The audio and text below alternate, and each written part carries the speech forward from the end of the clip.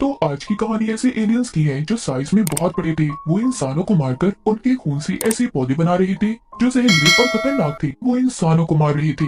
हर तरफ तबाही का माहौल था। कहानी के शुरू में हमें एक रे नाम का आदमी दिखाया जाता है। उसकी बीवी ने उसे छोड़ दिया था क्योंकि उसके पास अच्छी नौकरी नहीं थी जिससे वो अपनी बीवी और बच्चों का ख्याल नहीं रख सकता था। रे का बेटा उससे नफरत करता था और उसकी बेटी उसे बहुत प्यार करती थी। अब जब उसकी बीवी उसे छोड़कर जा चुकी थी तो बच्चों का ख्याल अब रे को ही रखना था। घर में बैठा रे का बेटा जब टीवी पर खबर सुनता है कि कई शहरों में तूफान और ज़लज़ले आ रहे हैं। जब रे अपने बच्चों के लिए खाना लेकर आता है तो वहाँ पर उसका बेटा नहीं था। उसकी बेटी उसको बताती है कि भाई गाड़ी लेकर कहीं पर चले गए हैं। रे तो ये सुनकर परेशान सा हो गया था, इसीलिए वो जल्दी से बाहर अपने बेटे को ढूंढने जाता है। रे देखता है हर कोई आसमान को बहुत ही हैरानी से देख रहा था। वहाँ पर शहर के बीचों बीच कोई चीज आकर गिरती है जिससे बहुत सा धुआं उठने लगा था और तेज हवाएं भी चलना शुरू हो जाती है। रे भी अपनी बेटी के साथ ये सब कुछ देख रहा था। तभी अचानक से हवाएं रुककर जमीन पर बिजली गिरना शुरू हो गई थी। रे अपनी बेटी को लेकर घर के अंदर भागता है। वो दोनों डर कर छुप गए थे पर कुछ देर के बाद सब कुछ ठीक हो गया था। मगर अब इस तूफान के बाद बिजली से चलने वाली सारी चीजें बंद हो गई थी। कोई भी चीज काम नहीं कर रही थी। उस बिजली की वजह से रोड पर चलने वाली सारी गाड़ियां खराब हो गई थी।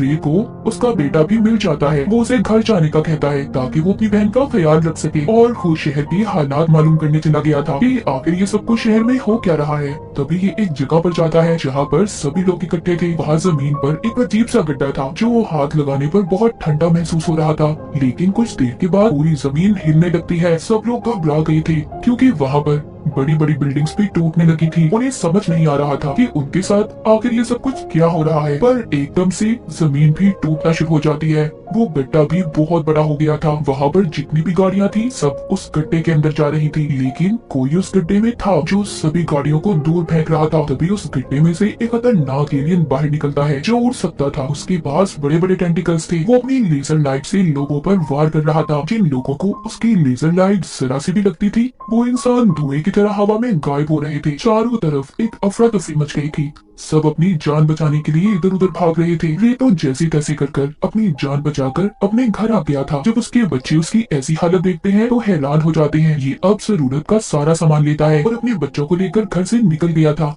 दरअसल रे अपने बच्चों को यहाँ से बचाकर किसी महफूज जगह पर ले जाना चाहता था, इसीलिए वो अपने बच्चों को गाड़ी में बिठाता है। तभी उसका दोस्त भी आ गया था जो साथ चलने का कह रहा था पर काफी देर हो चुकी थी। वहाँ पर वो बड़ा एलियन आ गया था जो अपनी लेजर लाइट से उसके दोस्त को भी खत्म कर देता है। रे जल्दी से गाड़ी चढ़ाकर अपने बच्चों को अपनी बीवी के घर ले आया था, लेकिन वहाँ पर कोई भी नहीं था। उसकी बीवी अपनी मॉम के घर जा चुकी थी पर फिर भी रे अपने बच्चों को लेकर यहीं पर रहता है। उनके लिए खाना भी बनाता है मगर उसके बच्चों को भूख नहीं थी। इसके बाद वो सोने चला गया था। उसने हिफाजत के लिए अपने पास एक गन भी रखी हुई थी। लेकिन कुछ देर के बाद वहाँ पर रे को जोर शोर से आवाजें आने लगी थी। उसके घर में भी आग लग जाती है। रे जल्दी से अपने बच्चों को लेकर स्टोर में चला गया था। सुबह को उठकर जब ये देखता है तो वहाँ पर एक बहुत बड़ा प्लेन था जो तबाह हो चुका था। ये सब कुछ भी एलियंस नहीं किया था। वहाँ पर आई न्यूज रिपोर्टर रे को बताती है कुछ एलियंस बिजली का इस्तेमाल करके जमीन पर आ चुके हैं। वो बहुत खतरनाक है और अब तो वो तादाद में भी बढ़ने लगे हैं। उनके पास एक खास कवर है जिससे वो खुद को महफूज रखते हैं, इसीलिए तो हमारी आर्मी भी उनका मुकाबला नहीं कर पा रही। सभी बातें सुनकर रे बहुत ज्यादा डर गया था।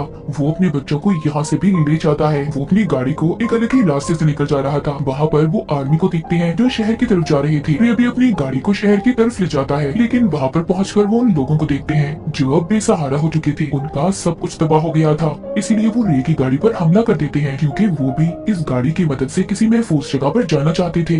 वो रे को गाड़ी से बाहर निकलने का कह रहे थे। वो उन पर अपनी गन कर देता है पर वो लोग तादाद में बहुत ज्यादा थे, इसीलिए रे उनका मुकाबला नहीं कर पाता और चुपचाप अपनी गाड़ी को वहीं पर छोड़कर अपने बच्चों को लेकर एक होटल में आ गया था। बाहर सभी उसकी गाड़ी के पीछे लड़ रहे थे। सब बहुत ज्यादा डरे हुए थे। अब सबके सब इकट्ठे हो जाते हैं। वो एक बहुत बड़े शिप की मदद से यहाँ से इस शहर से निकलना चाहती थी। रे भी इन लोगों में ही था पर तभी उसकी बेटी आसमान की तरफ देखती है। वहाँ पर जितने भी परिंदे थे सब एक ही तरफ उड़ रहे थे। इधर भी बहुत बड़े बड़े एलियंस आ गए थे। सभी अपनी जान बचाकर भाग रहे थे। सब के सब शिप में चढ़ गए थे। ये समझ रहे थे कि इनकी जान बच गई, पर एलियंस इनको इतनी आसानी से कहाँ छोड़ने वाले थे। पानी में अजीब सी चमकीली रोशनी होने लगी थी। वो एलियंस पानी में भी आ गए थे। उन्होंने वहाँ पर आकर पूरी शिप को उल्टा दिया था। सभी लोग पानी में गिर गए थे।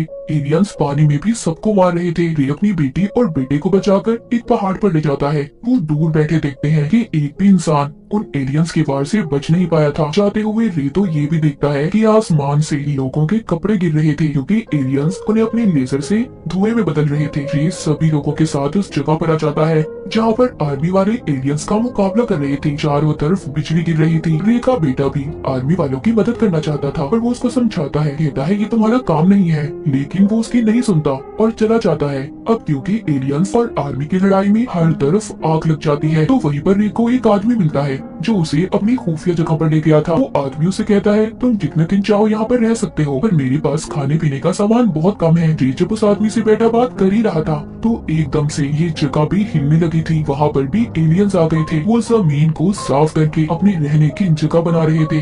रे ये देखकर हैरान हो जाता है। फिर अगली सुबह वो एक पौधा देखता है जो दीवार से निकल रहा था। वो सारा पौधा खून से बना हुआ था।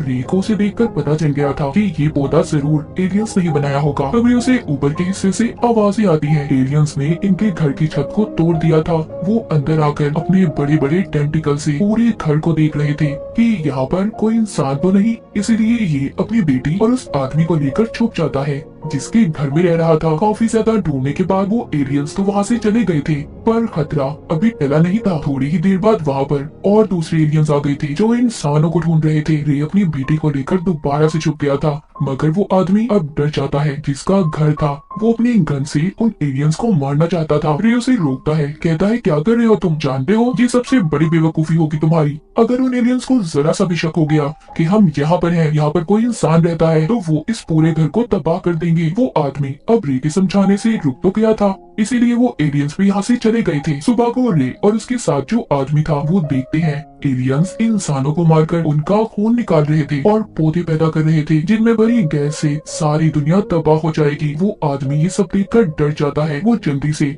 अपने घर में ही जमीन को खोदकर रास्ता बनाने लगा था। वो रे की भी बात मानने को तैयार नहीं था क्योंकि रे उसको समझा रहा था। कहता है ऐसे करने से तो बहुत आवाज आएगी, वो एलियंस हमें ढूंढ लेंगे, पर वो आदमी नहीं सुनता। इसीलिए रे अब अपनी बेटी की आंखों पर पट्टी बांधकर उस आदमी को मार देता है क्योंकि बचने का कोई और रास्ता नहीं था। वो उस आदमी को मारकर रात को जब अपनी बेटी के साथ सो रहा था तो उसकी बेटी की अचानक से आँख खुलती है। एलियन ने उन्हें ढूंढ लिया था। उससे बचने के लिए रे की बेटी वहाँ से भागती है और वो एक कुल्हाड़ी से उस पर बार बार वार कर रहा था। उसने उसके टेंटिकल्स को तोड़ दिया था। फिर रे अपनी बेटी को ढूंढता है। वो अब घर से गायब हो गई थी। जब ही उसे ढूंढने बाहर जाता है तो वो देखता है उसकी बेटी के आगे एक बहुत बड़ा एलियन आ गया था जिसने उसे पकड़ लिया था ताकि वो उसका खून इस्तेमाल करके पौधे बना सके। रे इसी तरह भी अपनी बेटी को बचाना चाहता था। वो अब उन एलियंस का ध्यान अपनी तरफ करता है। तभी वो एलियन रे को भी पकड़ लेता है और उसको भी बाकी लोगों के साथ कैद कर दिया था। उस एलियन ने अपने अंदर बहुत से लोगों को कैद किया हुआ था, पर रे की बेटी अभी भी जिंदा थी जिसको देखकर वो बहुत खुश होता है। तभी अचानक से एलियन का एक टेंटिकल रे को अपनी तरफ खींच रहा था क्योंकि एलियन अब उसको मारना चाहता था, पर वहाँ पर जितने भी लोग थे सब रे को अपनी तरफ खींच रहे थे, उसे बचाने की कोशिश कर रहे थे।